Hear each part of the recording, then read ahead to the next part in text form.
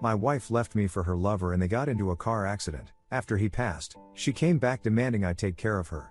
She didn't expect what I said next. I'm Daniel. 34, been selling industrial equipment for the last decade. Think conveyor systems, hydraulic lifts, the kind of stuff that keeps factories running. Steady job, decent money, nothing glamorous. I was married to Laura for 6 years. Past tense matters here. 8 months ago, Laura joined a gym. I thought it was great. She'd been talking about wanting to get back in shape, feel more confident. I encouraged it. Paid for the membership without thinking twice. The first month, she came home energized, talking about her workouts, showing me YouTube videos of exercises she wanted to try. I was happy for her. Then things shifted. Month 2, the gym sessions got longer. She'd leave at 6 p.m., come back at 9. I stayed for a class, she'd say. Or, I ran into someone and we grabbed a smoothie after. Innocent enough. Except she started showering at the gym instead of at home. Her phone, which used to sit on the kitchen counter while she cooked, was now always in her pocket. Face down on the nightstand. Password changed. I'm not an idiot. I noticed things. The name started appearing around month 3. Marcos. Oh, Marcos showed me this new shoulder routine. Marcos said I should try increasing my protein. The way she said his name, there was a lightness to it. A familiarity that made my stomach turn. I didn't confront her. Not yet. I watched. I'm analytical by nature.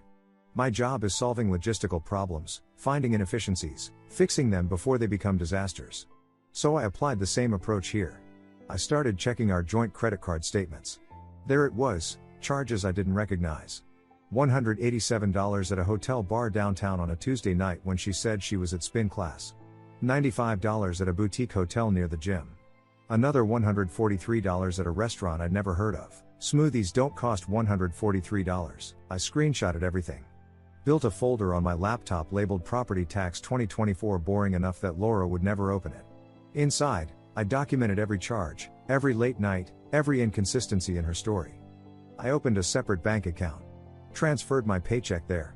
Left just enough in our joint account to cover bills. I changed passwords on my personal email, my brokerage account, my streaming services. I made copies of our mortgage documents, car titles, marriage certificate. I wasn't planning a war. I was preparing for one. Laura didn't notice. She was too busy living her double life. By month 6, she barely looked at me. We'd sit on the couch, 2 feet apart, and she'd be texting. Smiling at her phone. I'd ask who she was talking to. Just Kendall, she'd say. Her friend from work. But Kendall's name wasn't the one lighting up her screen for 3-hour text marathons. I could have exploded. Screamed. Thrown her phone across the room.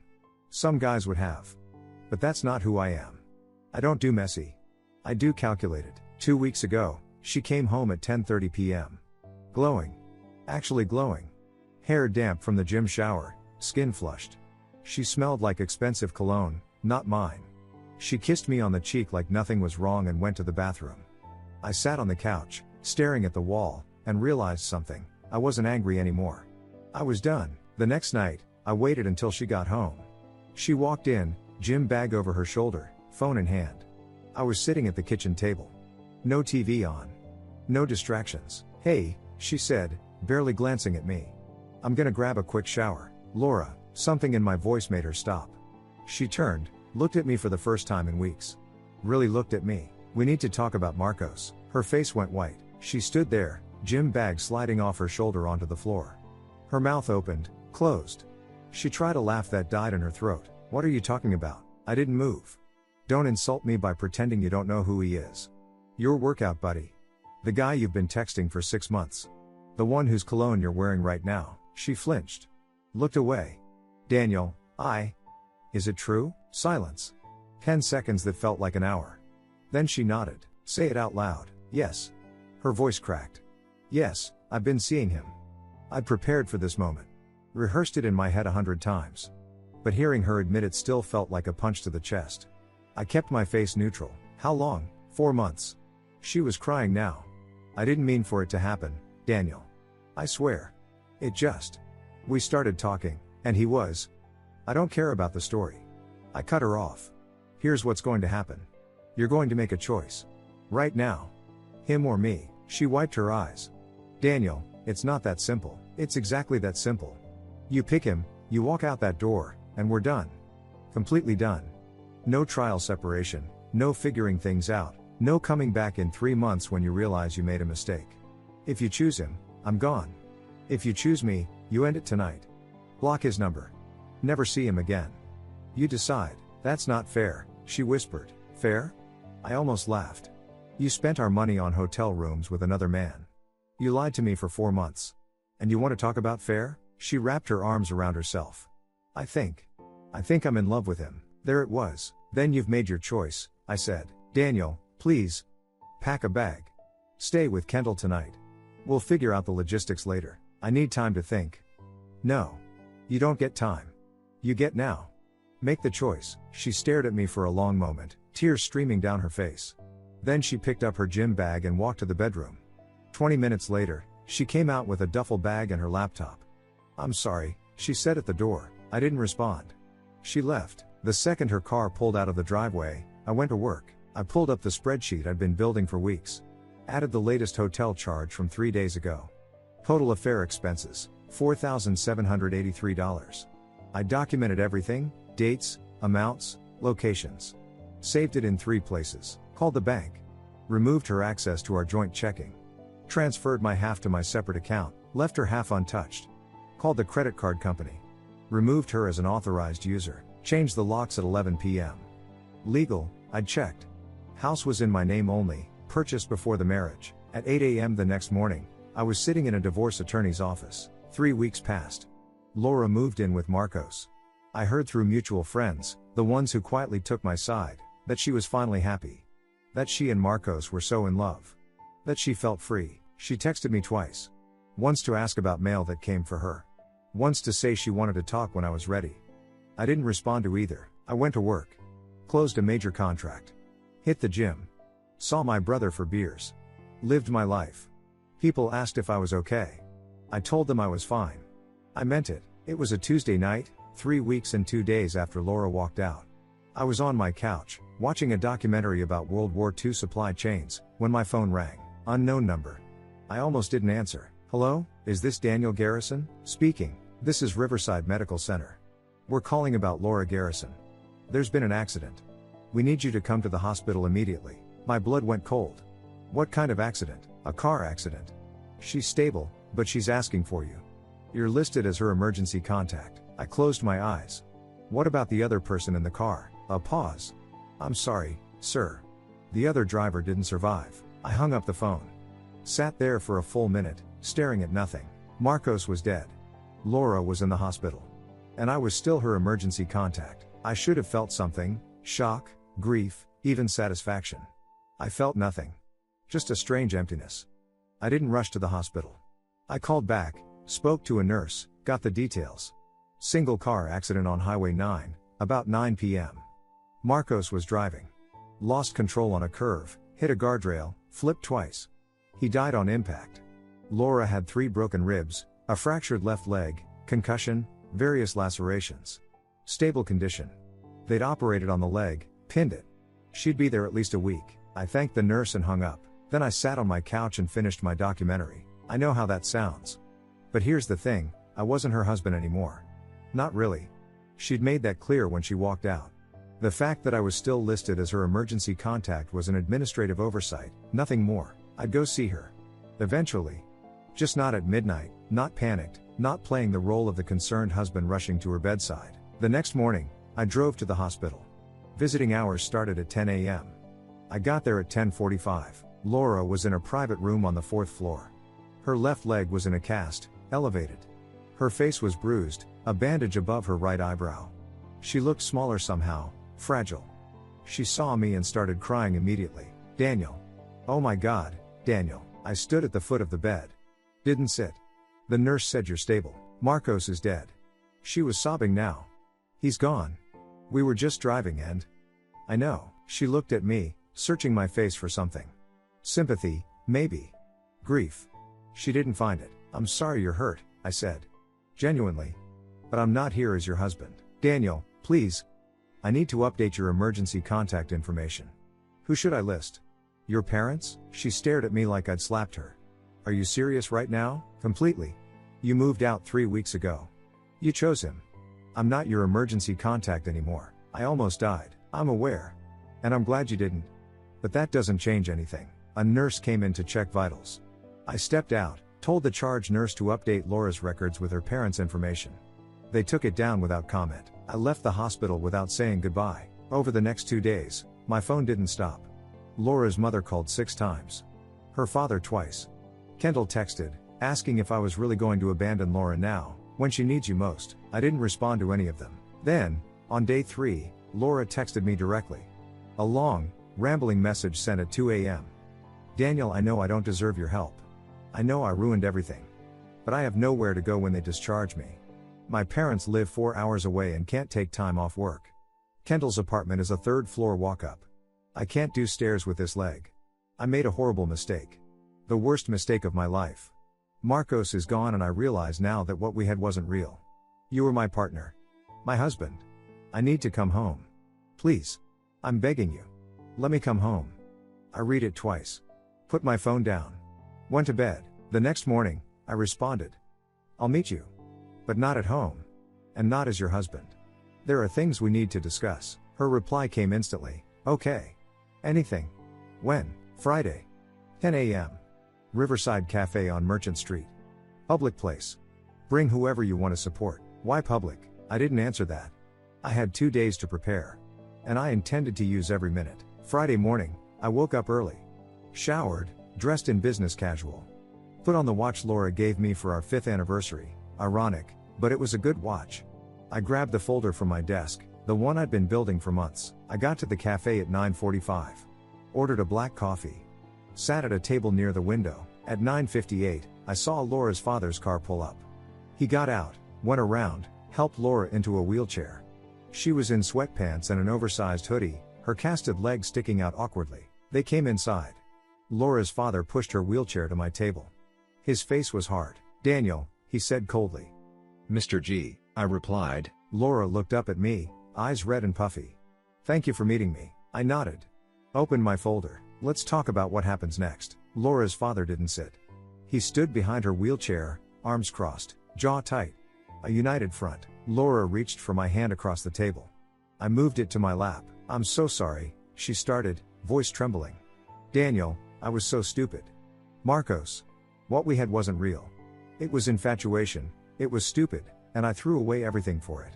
I threw away us. I sipped my coffee. Said nothing. I know I hurt you. I know I broke your trust. But we built a life together. 6 years. That has to mean something. She was crying now, wiping her eyes with her sleeve. I need to come home. I need to recover somewhere safe, and I need my husband. Mr. G's expression softened slightly, watching his daughter fall apart. He looked at me expectantly. Waiting for me to comfort her, to be the bigger person, to extend the olive branch. I set my coffee down. Opened the folder. Laura, there's no home for you anymore. She blinked. What? You made a choice 3 weeks ago. You chose Marcos. You moved out. You told me you were in love with him. I respected that choice. I moved on, but he's dead. And I'm sorry for that. Genuinely. But it doesn't change what happened before. You didn't leave Marcos. Marcos died. There's a difference. Her father stepped forward. She's injured. She needs support, I interrupted calmly. And she has a family for that. But I'm not her husband anymore. Not in any way that matters. I slid the first document across the table. Bank statements, highlighted in yellow. This is our joint credit card statement from the last 4 months. These charges, hotels, restaurants, bars, those were for you and Marcos. Total, $4,783. Laura's face went white. Daniel. That's our money. Money from our joint account. Money I earned while you were lying to me about spin classes and smoothies. Money you spent on hotel rooms with another man. I was going to pay you back. When? I leaned forward. Before or after you came crawling back because you had nowhere else to go? That's not fair. She was sobbing now, full body shaking. Her father's face was red. She just lost someone. She nearly died. You're really going to throw receipts at her right now? I'm showing her the consequences of her choices. Something neither of you seem to have done. I pulled out another document. The divorce petition my attorney had drawn up. I didn't file it yet, wanted to see if Laura would sign an uncontested agreement first. Cleaner that way. You want to know what happens next? I'll tell you. We separate formally. We split assets down the middle, House, savings, everything. Fair and clean. You sign the papers, we go our separate ways. I don't want a divorce, Laura whispered. That's not really your call anymore. She reached across the table again, grabbed my wrist this time. Daniel, please. I love you. I made a mistake, but I love you. We can fix this. Counseling, therapy, whatever you want. I pulled my hand back. You don't love me, Laura. You love the security I provide. When you didn't need it, you left. Now that you do, you're back. That's not love. That's convenience. The cafe was quiet except for Laura's crying. A few other customers glanced over, then quickly looked away. Her father's hands were clenched into fists. I stood, gathering my folder. Wait, Laura gasped. Where are you going? I have work. But this isn't over. I pulled out a business card, my attorney's office. Wrote a date and time on the back. Next Friday. 2 p.m. This is a mediation office downtown. We're going to have a formal separation meeting. Bring your parents if you want. Bring an attorney if you have one. We'll divide everything properly. Legally, I don't understand, she said, voice breaking. What else is there to settle? I looked at her for a long moment. Everything, I said. Then I walked out. The mediation office was sterile and professional. White walls, conference table, uncomfortable chairs. My attorney, Bernard Huey, sat to my right, there in a consultant capacity, not representing me officially. Just moral support and a witness. Laura arrived 10 minutes late. Her father pushed her wheelchair, her mother trailing behind looking exhausted. Laura's cast had signatures on it now, friends, I guessed. Her face was still bruised but healing. They sat across from us. Laura wouldn't meet my eyes. Her mother immediately started crying quietly. Bernard slid a stack of documents to the center of the table. Let's begin. I'd spent the week organizing everything. Asset inventory. Account statements. Property deeds. Car titles. 6 years of marriage, reduced to spreadsheets. First, the house, I said. It's in my name, purchased before marriage. Fair market value is $340,000. Current mortgage balance is $178,000. Equity is $162,000. I'm offering Laura $81,000 as her half of the equity we built during the marriage. Her father leaned forward. That's generous. It's fair, I corrected. I'm not trying to screw anyone over. I'm trying to end this cleanly. We went through the rest. Savings account, split 50-50. Her car was paid off, titled in her name, she keeps it. My truck, same. The furniture she wanted, I'd already packed. She could pick it up whenever. Laura said nothing through all of it. Just stared at the table, occasionally nodding. Retirement accounts, Bernard continued. Daniel's 401k has appreciated during the marriage. Laura's entitled to half of that appreciation under state law. We've calculated. She can have it, I interrupted. All of it. I'm not fighting over retirement accounts. Her mother looked up, surprised. Even Bernard raised an eyebrow. Laura finally spoke. Why are you being so fair? Because I'm not trying to punish you financially, I said. That's not what this is about. I pulled out a different folder. The one I'd been carrying since the cafe. This, however, is, I slid an invoice across the table. Itemized. Professional. Every hotel charge, every restaurant, every bar tab. Dates, amounts, locations. 4 months of receipts, $4,783. That's what you spent on your affair with Marcos. Joint account funds. I expect reimbursement. The room went silent. Her father's face turned red. You can't be serious. Completely serious. She used marital funds to cheat on me. I want it back. She just lost someone. She's in a wheelchair. You're being cruel. I'm being honest, I said evenly. She made adult decisions. These are adult consequences. Laura was shaking. I don't have that kind of money right now. You have 90 days. We can set up a payment plan if needed. But I'm not writing this off. Her mother reached across, squeezed Laura's shoulder. This is too much, Daniel. She's been through enough. I pulled out the final documents. 3 pages. Last items. I've removed Laura as my emergency contact at my employer and all medical facilities. I've removed her as beneficiary on my life insurance, my 401k, and my bank accounts. I've removed her as my health proxy. These are copies for your records. Bernard handed Laura a pen. If you'll sign here, acknowledging receipt. Wait, her father stood up. You're just erasing her? Completely? I'm establishing appropriate boundaries. We're separated. Soon to be divorced. She can't be those things anymore. We were married for 6 years, Laura shouted suddenly. 6 years, Daniel. That means nothing to you? It meant everything to me, I said quietly. Which is why this hurts. But it doesn't change what you did. Or what you chose. I stood, gathered my documents. You have 90 days to transition everything: car insurance, health insurance, phone plan, gym membership, anything with my name on it. After that, you're on your own. I called it cruel, her father said, voice shaking with anger. But you're not cruel. You're heartless. I looked at him. Then at Laura. Then back at him. No. I'm just not her backup plan. I walked out. Bernard followed, closing the door behind us. We were halfway across the parking lot when I heard shouting.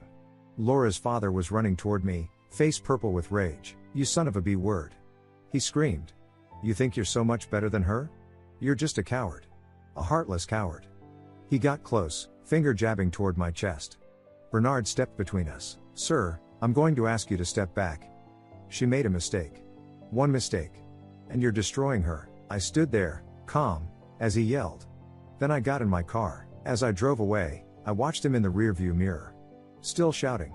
Laura's mother had come out, was trying to pull him back inside. I gripped the steering wheel, and for the first time since this all began, I wondered, would I regret this? 6 months later, I had my answer. No. I didn't regret it. The moment I drove away from that parking lot, something inside me shifted. Not relief, exactly. More like clarity.